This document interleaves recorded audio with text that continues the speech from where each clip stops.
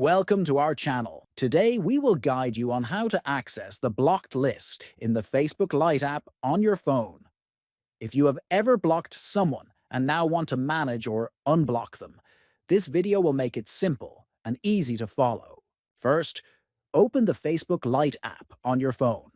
Next, look at the top right and tap on the three horizontal lines.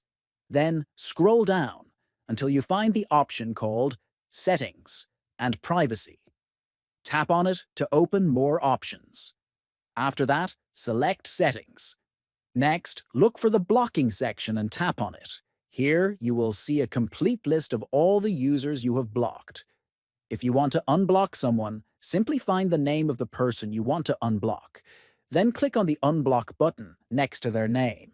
Finally, confirm your choice by tapping on Unblock again when prompted. This will remove the user from your blocked list and allow them to interact with you again on Facebook.